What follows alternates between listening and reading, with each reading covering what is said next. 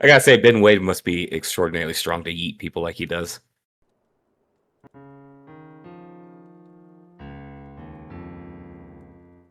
Welcome to Tairimo Boys podcast. I'm your host Cody. With me in second chair is the boy who escaped from Yuma 3 times. It's Jeremy. This is the way. Don't make it 4. Planning on it.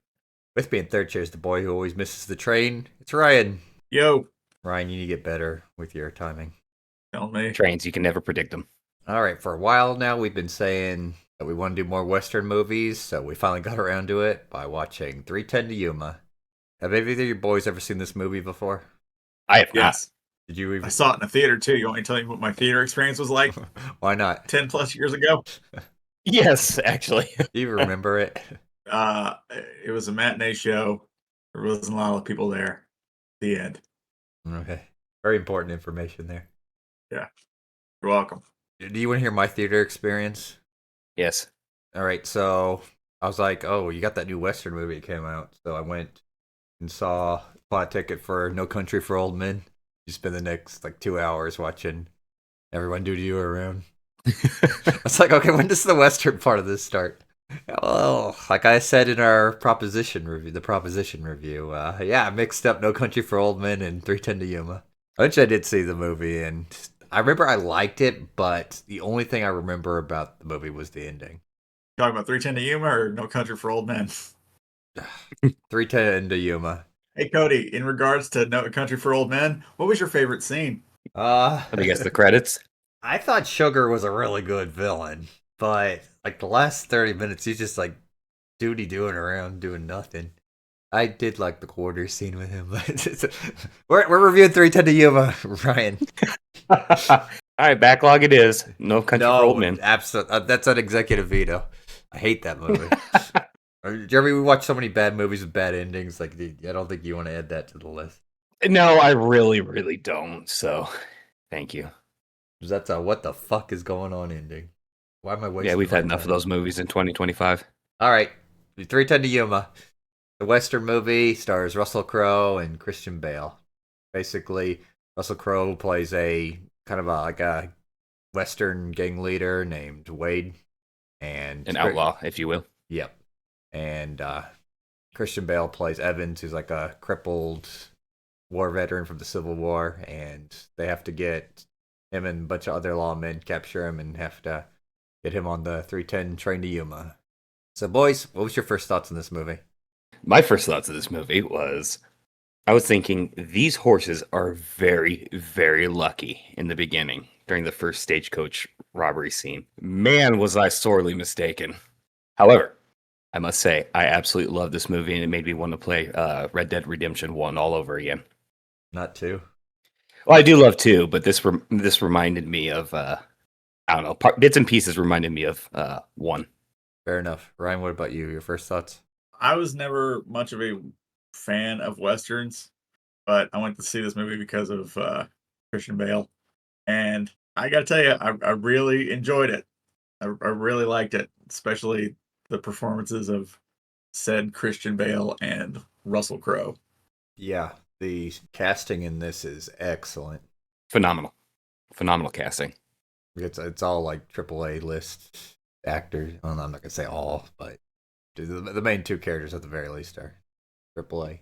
As for me, like I already mentioned with my No Country for Old Men thing, aside from that, I needed what was called a Western palate cleanser after the proposition. So, if you boys remember, my main complaint with the proposition was that there was nothing happening in the movie. So we get around to this movie, and there are action scenes all the time, and that's why I love it. When you're watching a Brutal action. Yep. You're watching a Western movie, you kind of want to see the shootouts and stuff. This is one of those Western movies where it sets a nice amount of main cast, and the movie's not afraid to kill them off. Yeah, very much so. So, boys, starting off, what were some of our favorite things about this movie? Besides casting, the cinematography was great. The action was phenomenal and brutal. The pacing was very, very well done. There's so much about this movie that I enjoyed. Ryan, what about you? I got to echo pretty much what Jeremy said. It's pretty spot on. Yeah, I'll let go. I was a little disappointed that Russell Crowe didn't throw a phone in somebody's face, but other than that, Throughout the whole movie, I was going making movies, making songs, and fighting around the world. Yeah, you boys have said everything. I'll echo that. I will add too. Like I really like the plot of the movie Hmm. because It's very well written. and something that Ryan mentioned like a week ago. I did not know that this was apparently a remake. So they apparently made like if I remember right, the book came out in 1954, and then in 1957 they made like the first version of this movie, and then roll around to 2007, and we get this version. Something like that. In the wee bit of research that I did. And apparently the production had like some trouble where they had to bring in like an outside. I think it was like a consulting agency or something to get it back on track. Oh, that's interesting. Well, they did a fine job of consulting. Whatever worked out. Yeah, because they put out an excellent movie. I'll just say that. And I was surprised when I looked at the box office because the budget on this is between 48 and 55 million, and it only made 71 million. I thought, And it's not a ton, which is a shame because this is an excellent, excellent movie. yeah, that's kind of I think probably around there is probably about a break-even point with Hollywood mathematics or accounting, or whatever it's called. But I mean, this movie came out in 2007. I don't recall like marketing for this movie. I don't remember it. Maybe I just wasn't paying attention to westerns as much, but like I just don't recall this coming on my radar. they were releasing like westerns around this time too, so it's not like this western came out of nowhere and no one wants to watch westerns because it was competing with the assassination of Jesse James by the cowboy Robert Ford and No Country for Old Men. What the fuck I is saw that? that movie too. What the fuck is that considered a western? But anyways, boys, who's our favorite character in the movie? Oh, easy, Russell Crowe. That's His character development was just phenomenal. Yeah, it reminded me a lot of The Proposition because if you remember right, I love the villain in that movie because he was really well spoken and he was really intelligent, Hmm. and that's exactly what they did with Russell Crowe in this movie too. Absolutely. Like the scene He- that sticks out to me the most is like whenever he was in handcuffs and at Evans's place eating dinner, and it's like, oh, it's like we need to say grace, and he's just sitting there eating. And like as soon as he gets done, he starts quoting the Bible. Yep. Yeah, I loved that scene. Like it brought chills to me. I love that scene so much. yeah. And then later on, like near the end of the movie, he's going over a story like, oh yeah, my mom gave me a Bible and I read it in 3 days, and she never came back. But other than that, I mean, like I said, he was intelligent, not just from reading the Bible, but you could tell he could read people really well. He was charismatic, and he knew how to get under people's skin or how to Mhm. manipulate them. Ryan, what about you? I want to say Russell Crowe, but I honestly think it's Evans. That's fair. He was very well written as well. Yeah. I mean, the great thing about him was that like we learned like right away he's like missing a leg. Well, like it's like the bottom half. And you could see like Russell Crowe is just constantly trying to get under his skin, trying to figure out like, well, what did you lose your leg? And then we find out like at the end of the movie, like the only reason he's continuing this whole quest to get Russell Crowe on the train is, oh yeah, I lost my leg because I was shot from friendly fire. Like, Friendly fire was not turned off. yeah, there was no hero moment, and I've never told my kids that because they think I'm a hero. So I got to do this to appear as a hero to them. On top of that, it was friendly fire during a retreat of all things. Yeah. So How you gonna shoot your homie when he's running with you or in front of you? well, that's the thing is something like that's usually in front. Yeah, and I'm sure it 'Cause- would have been chaotic, but Like cover fire type situation. I also want people to think I'm a hero, so I shot myself in the leg too. I kind of regret it. As for me, like I'll agree with you. Both Wade and Evans are really good, but just to say something really different, like I love Doc Potter's character. yep, I was gonna say him as an honorable mention. yep, we have to. And god damn it, his death hurt. Yeah, like I loved like his introductions. Like, oh yeah, bounty hunter guy, the Pinkerton bounty hunter guy was shot in the gut, and it's like, oh Doc, we need you to fix this guy, and then go through a huge scene with that, and then like the bounty hunter is like started is like he gets the bullet removed. He starts looking around, and inside the office you got like these jars full of like huge organs, and there's all these like horse charts on the wall. He's like, "What kind of doctor are you?" And he goes, it's nice to have a conversation with a patient that could actually talk for a change. So he's a fucking veterinarian. Yeah, that's exactly what he is. For the 3 people who couldn't figure that out. You know what? Okay, so basically love this whole cast. 2 other honorable mentions. Loved the bounty hunter and loved Charlie Prince. Oh yeah, Prince. Charlie Prince is just like chaos. Like he only shoots people in the gut. He's loyal up until the end, obviously. And he's just batshit crazy. He's willing to do anything to get the job done. And then the bounty hunter was just an awesome character. And I love the dynamic that Russell Crowe has with everybody in this movie, that he's got some sort of backstory with most of these people. I mean, that goes into the whole thing that he's just an extremely wanted man. So it's like at one point, Doc's like, is the story true of you killing a whole carriage full of miners? It's like, no, that's not true. It was actually a train full of miners. So he's got like a legend on that. The notoriety. He's infamous around him. Yeah. Dastardly deeds of the West. Now, here's the thing. The bounty hunter character, I liked him. I just felt like his death was kind of anticlimactic. Like I kind of thought he was going to be a character that was going to last a lot longer. I thought it was pretty badass still. Yeah, well, I mean, more so for like Ben Wade, Russell Crowe's character, when he just throws him. Eats him off the cliff. Yeet! That guy, yeah, I kind of thought it was just he was gonna last longer.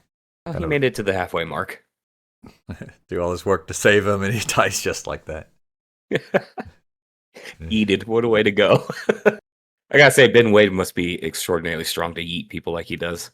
Well, there's kind of some stupidity in the movie too. It's like, okay, this guy keeps killing everyone in your posse. Like, why do you just shoot him? Right? He even explains that he's busted out of Yuma, twice before? Yes. So if he's got that kind of reputation, it's like, yeah, well, why even try for a 3rd time?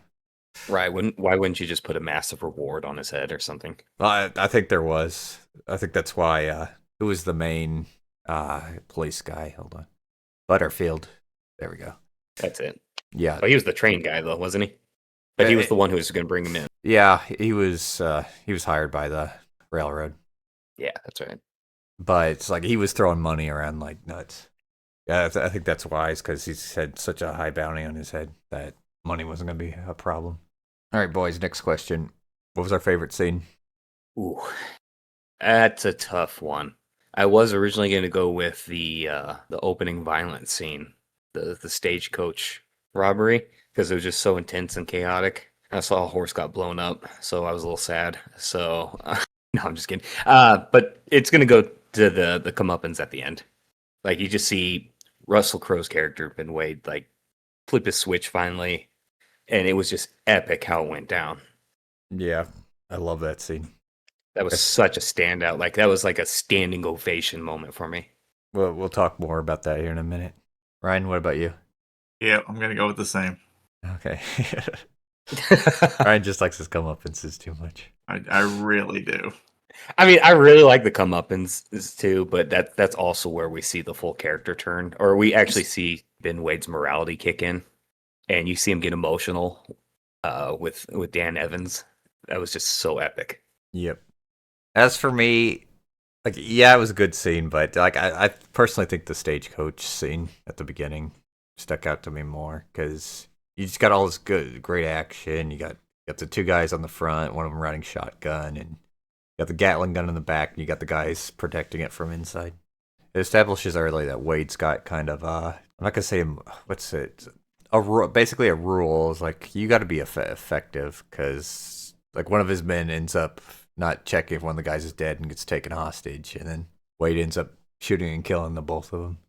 And that's something that we see throughout the movie is Wade is ruthless, but at the same time he really only gets people that have wronged him, or the federal government. Yeah, or the federal government. All right, boys. So this is one of those movies where it kind of cuts to black before you can fully see what happened at the end. So, Ryan, starting with you, what was your interpretation of the ending? I really hate the cut to black stuff, or the doing the Sopranos, as I call it. I think Wade escaped. Fair enough. Jeremy, what about you? I'm gonna say he escaped. He escaped twice, and he called his horse while he was still on the train. And apparently, handcuffs does not stop this man the entire movie. So, There were Wild West handcuffs. well, they didn't stop him whatsoever. So, my faith is, I'm putting my money on it that he escaped. Yeah, all signs point towards him escaping. Like my interpretation of the ending is that he got on the train so that Butterfield could see that he had been arrested, so Evans, who had just gotten killed, can get paid for getting Wade on the train. And then as soon as it cuts to black, that probably is like right after it cuts to black, whenever he's out of sight, he probably jumps off the train and gets on his horse. And then I personally think he probably went and lived a completely different life. Like, I think Evans changed him completely. Well said. Well said. Ryan, did you get any kind of feelings of that too? Yeah, definitely. I feel like that's like a satisfying arc to that relationship. Because the big thing is like what right after Prince kills like Evans and then Wade guns down all of his men. It's basically him turning his back to his life of crime and kind of wanting to turn a different cheek because he met like a good man. Yeah. Moral of the story: even bad guys can make the good decision sometimes. Yep. Now stay tuned for 312 to Yuma. Now, it's, as far as I know, there's no plans for a sequel. And I'm happy with that. Yeah, this is kind of like one of those things that doesn't need a sequel. I mean, it'd be interesting to know what happened next, but we really don't need to know. Just leave it up to our interpretation, please. Do not make a sequel. This movie was fine enough as it is. Are you gonna make another remake? Lord, I hope not. I think they're making like another live action like Lion King remake. Oh Lord, because we need more of those. Maybe it's an animated version of the live action. I don't fucking know. Just stop it. Please stop beating old IPs to death. Star Wars is a prime example of it. Leave it the fuck alone. All right, boys, let's do some boys in action. So, Jeremy, if you were in this movie, where would you die? Okay, I thought about this one. The final, I almost made it to the end as I was escorting Ben Wade. I was trying to navigate myself through the houses, and I lost my direction. I ran the wrong way into a mob of angry men that wanted money. There's no way I'm surviving that. Or I would have hit my head when they ran through the construction zone and knocked myself out. then they would have got me there. Fair enough. Ryan, what about you? Wade throws me off a cliff because I also insult his mother. You got yeeted. Yep. Ryan's like, speaking of your mama jokes, yeet. Yep. Yo mama is so fat. No. Remember those jokes from the early 90s? Oh yeah. But remember, Ryan, even bad men love their mamas. That's true. As for me, it's hard to say because there are so many stray bullets in this movie. I'll just say this. I'm not making it to the end. You caught a stray? But especially that scene where they were going through that like shortcut pass and you have the Apaches firing down on them. Like, I love that scene because they can't do anything, and then Wade, who's handcuffed, and he grabs a shotgun and just goes up to the Apaches, like shoots two of them, and then slits the third one's throat with like a huge knife. Like I said, handcuffs don't stop that man no matter what. No encumbrance there. Man's on it. All right, boys. One more question before I pass the topic. What did we think about the teenage son? I thought he was going to get himself killed. Well, But I did love the moment at the end where he had a moment of morality kick in as well. He wanted revenge. Obviously, his father just got killed, but he saw what Wade did or was trying to do, and he puts the gun down because he could have easily killed Wade. yeah. That kind of boils back to like at the start of the movie where he's like, why don't we just shoot him right now? And there was a chance. So you see character development come full circle with him too. So I respected the character. Ryan, what about you? He annoyed me a little bit the way he treated his father in the beginning of the movie, but he redeemed himself toward the very end. Yeah, personally, I love the character because you could tell he has like no respect for his dad. He's got more of a blunt view on everything. Of like, why are we trying to capture this guy? Just shoot him right now and be done with it. Mhm. And that would have probably solved a lot of problems in this movie. It would solve the whole movie.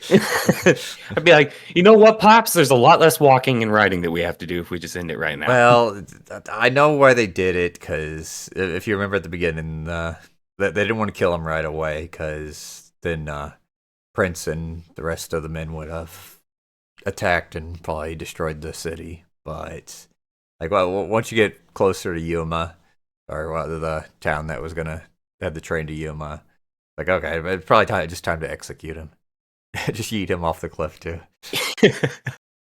A Western movie full of eats. All right, Jeremy, pass Top Gun to you.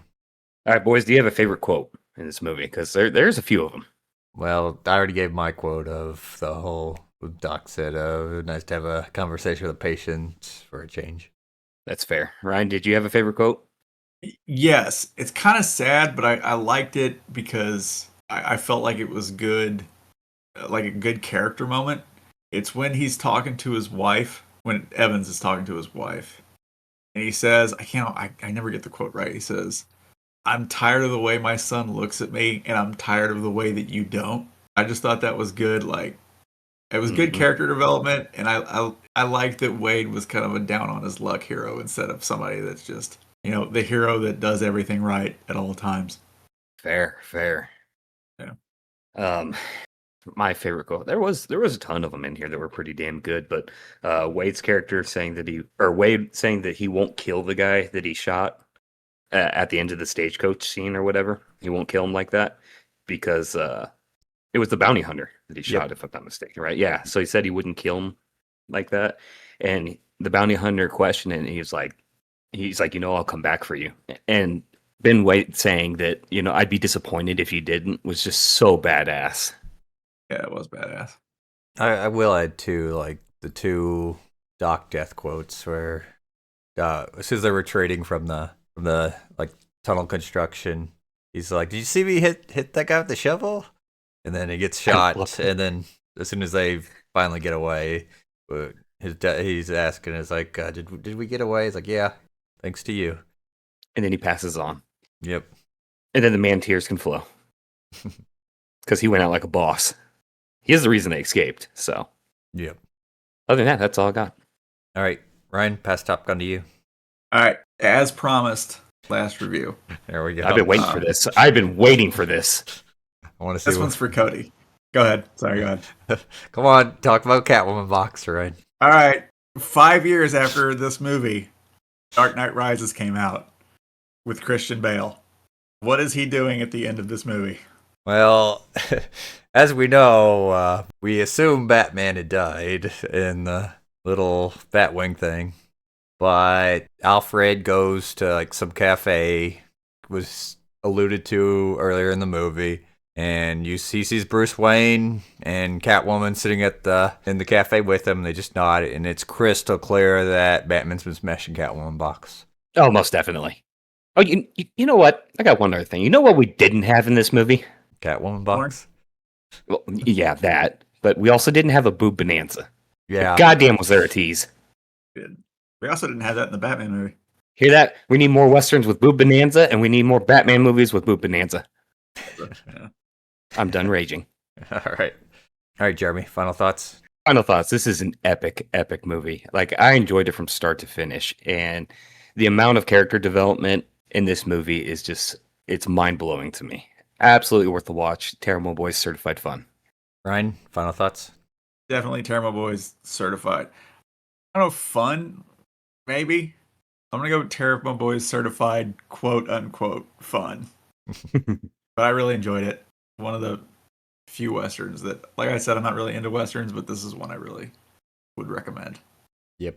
I like what these boys are saying. Great movie, great action, great story. Just everything's great about it. Like I said during our review of The Proposition, I felt that movie was just way too slow. And there was just too many points of like doing nothing. But this one, you get everything you want. All right, scale this bad boy. So, boys, we're using the same scale today, the Western scale that we used during the proposition review. So, Jeremy, on a scale of the good, the bad, and the ugly to No Country for Old Men, or you've already my rant about that. Where would you rate this movie? Still have never seen the good, bad, and the ugly.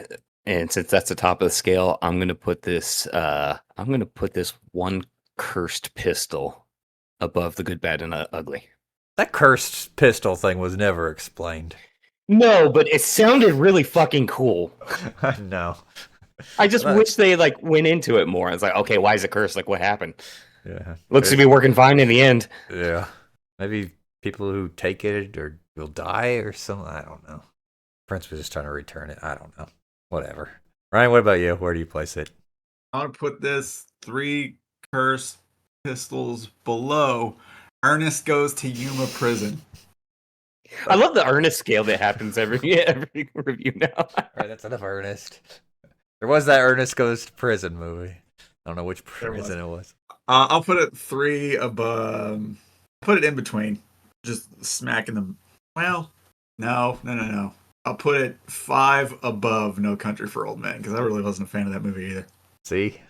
As for me, I'll put it close to the good, the bad, the ugly. Nothing will live up to that. And I'm just going to announce right now, we originally planned to review it instead of 310 to Yuma, but I was like, we can use this for something else. So we'll review the good, the bad, the ugly for our 1,500 viewer special.